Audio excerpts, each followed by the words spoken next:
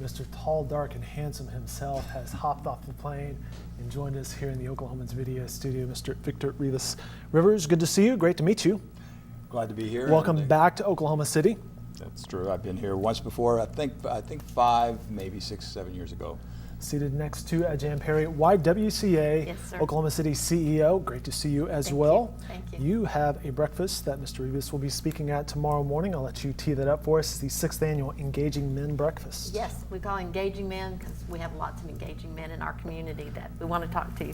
And actually it is about engaging men in the issue of domestic violence and helping them understand and hear peer-to-peer, man-to-man, how domestic violence is not a women's issue, how it impacts the community at large. And we'll be at MC Suites at 7 o'clock tomorrow. The event will start at 7:30 and we will be done by 8:30. It's probably one of the more powerful 1 hour as most people will sit through breakfast. No doubt about it. I mentioned Tall, Dark, and Handsome because he's the star of TV, movies, played for the Florida State Seminoles, the Miami Dolphins for a little bit.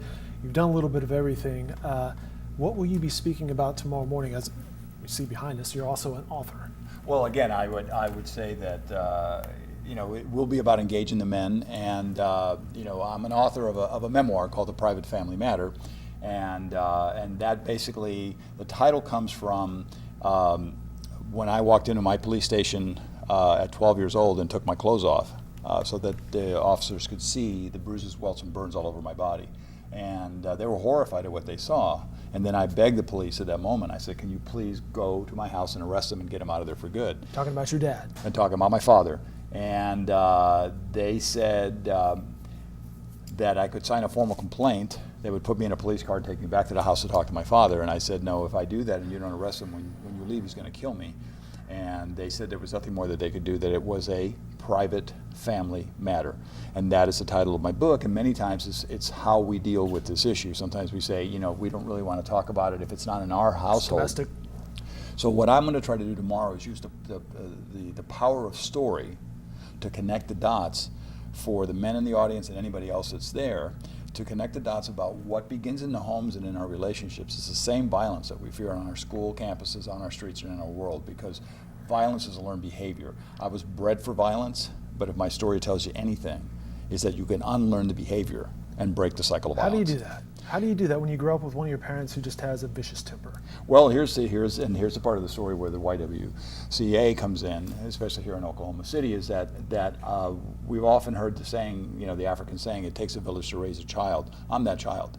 I was taken in by my high school in Miami at 15. I was 6'2", 200 pounds, a gang member, and 7 families took me in, and they were able to basically help me transform from this violent kid to president of my school, scholarship athlete. I went on to play football at Florida State University, as you mentioned. Called yourself a homicidal, suicidal gang member. Yep, yeah. And the only difference in my day and today's day is that we didn't have guns. We didn't have access to guns. And that was but it was still dangerous, and I had the body of a man at 15. And I had just years and years of violence, no empathy shown towards me. And so how was I going to demonstrate that to anybody else? So I was the perfect product, not only to go to jail, but to repeat the cycle, to become a batterer myself. So again, it's about the investment that these programs are really changing lives. So I hope for them tomorrow, and for the audience that's supporting this incredible program, that I'm the end result, that I'm that kid that came with the mother to the shelter. So I hope that that's what I represent, and also that I'll be able to connect the dots for this audience and to let them know that we need to make a coordinated community response work if we want to live in a more humane and peaceful world. And Jan, I guess that's why that answers the question right there, why bring a man into this situation? Absolutely. It's been really considered a women's issue for centuries, and kind of swept under the carpet as a private matter or something that we need to deal with. That's the women need to deal with it. And in reality, the majority of perpetrators are men. While most men are not perpetrators of violence, most perpetrators are men. And so to hear from leaders, business leaders, community leaders, that this issue impacts the economics of our state, it impacts child abuse, it impacts substance abuse, mental health, teen pregnancy, all these areas that in Oklahoma we are still struggling to pull ourselves out. I had one businessman who said, we keep paying attention to these, and we're pulling people out of the river with all these issues, trying to help them and get services. But at what point do we go upriver and find out what's making them fall in?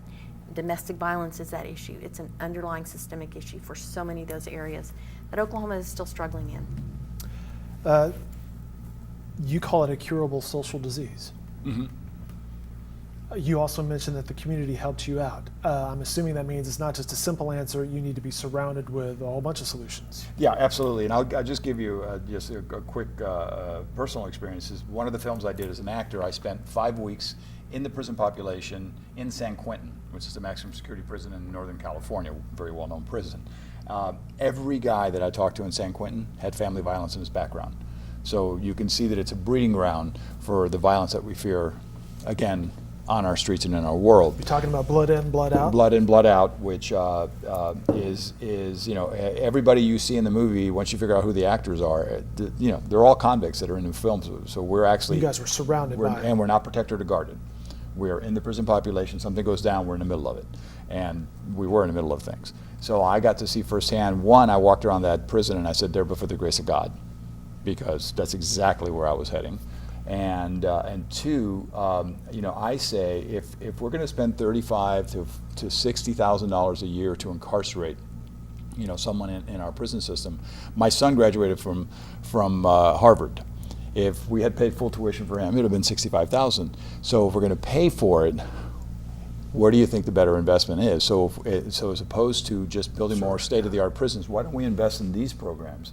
And start with our young children and start to maybe redefine, especially for our young boys and men, let's redefine manhood for them. Let's, you know, you can be macho, you can be all these things, but what does it mean to really be a man?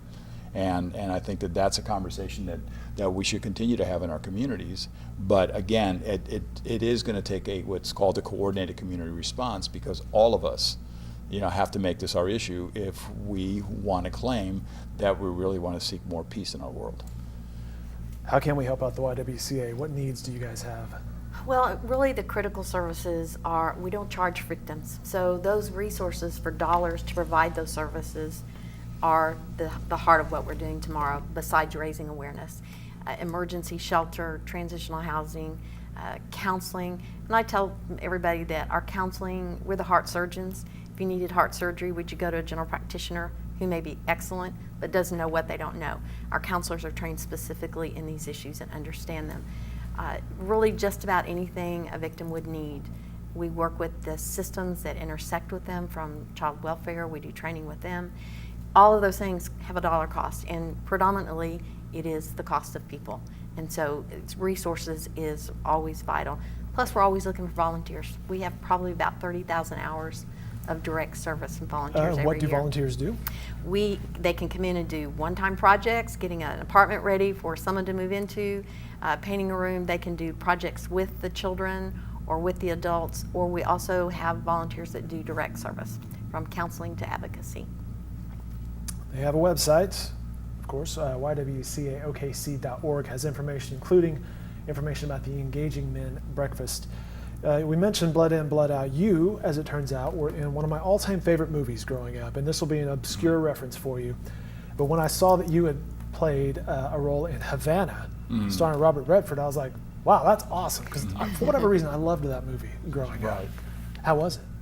Oh, it was great, and actually, the original Sidney Pollack and Robert Redford had met with Fidel Castro to film it in Havana, and the State Department found out. Nope, not going to happen. So every movie I've done that has to do with Cuba has been filmed in Santo Domingo in the Dominican Republic, because Columbus landed there first, so the old colonial zone looks like Havana. But you know, to work with Robert Redford and of course Sidney Pollack, who's an incredible director. I've had the privilege of working with directors like Steven Spielberg and Ang Lee and Taylor Hackford of Blood In, Blood Out, which is a film that really kind of, again, changed my whole perspective about incarceration. The person who wrote Blood In, Blood Out, that's why, the reason why it has so much truth in it is because the writer of the film is an award-winning Chicano poet, Mexican-American poet, who taught himself to read and write in prison.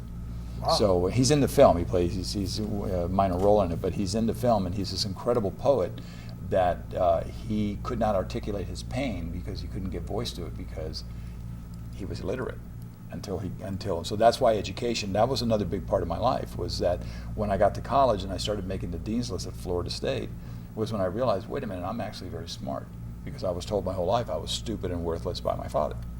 So again, that's why Another form of yeah, abuse there, not just the physical, right. It's the mental. And that's why, my body healed. Our bodies are miraculous, but the battering of my psyche and soul, that took a lot longer. So words are very important, especially now with social media. Whether they're spoken out loud, or whether they're tweeted, Yes. they hurt and they matter. And so, we need to be really careful, because we're losing a lot of kids who are committing suicide because somebody is attacking them online anonymously. And so again, this issue is all about control. It doesn't always have to be about physical violence. It's verbal, it's mental, it's financial control. There's all different things. My mom didn't learn to drive until she was 50 years old, until after she was done with him, because if she had had a license, she could have left with all of us in a car. So, again, she couldn't drive. The barriers. Yeah. Right. Yeah. And one of the things we tend to think a lot of times is it happens to somebody else. Whoever we are, it happens to a different culture, different ethnicity, somebody of no education, or somebody in poverty. And this is an issue that's across the board in all of our cultures, all of our areas of affluence and influence, and it is about power and control. And until we are also willing to recognize it walks among us, it's harder to take a stand to say no more. And I'd just like to add to what she just said, to make this real clear for people so that they understand that it goes all across the socioeconomic spectrum. This occurs in 20% of all of our households. All of our households. Not upper, lower, ethnic, African American, it's all of our households. So, again, this is why we all have to get involved if we really want to make a difference. There's a sequel coming up to your book. Is that what I read? Is that correct? Well, I mean, we're something that's been considered, and the only problem with the idea of the book is called a public family matter. But right now, I just finished writing a one-man show that is based on the book, but it's going to be called Mad Cuban. And that was my nickname in college when I played football. My teammates said when I put a helmet on, you could see something change in me, and they didn't know my backstory. And so it's really about the battle of the two Mad Cubans in that house. My father, who was truly mad, and the child that he was creating into a really violent, potentially dangerous kid. And so that's kind of I think maybe where it's going to go. It actually might be. I can bring in my artistic talent with my passion for this issue and kind of bring it together. Interesting stuff. Again, the YWCA's 6th annual Engaging Men Breakfast that happens tomorrow, Wednesday, August 30th. You can find more information at ywcaokc.org. That is the website right there. Victor, one last question for you. Do you like playing bad guys?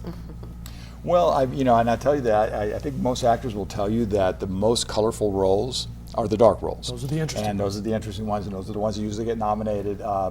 But my job as an actor, as it is, I think, for all of us, but is it's to reveal the truth. It's to show sides of us that maybe in our society we don't normally will show, but that lies underneath the surface. So I say I'm a bad guy on film, but a good guy in life. So, and you'll find that a lot of the most villainous characters on film tend to be the nicest guys, off camera. That's interesting. Find more information about Victor Rivas Rivers, his website, victorrivers.com. Great to meet you. Thank you for your time. Hope you enjoy your stay here in Oklahoma City. Great. Jan, best of luck with everything. Thank you very much. Thank you very much for your time. All right, we appreciate it.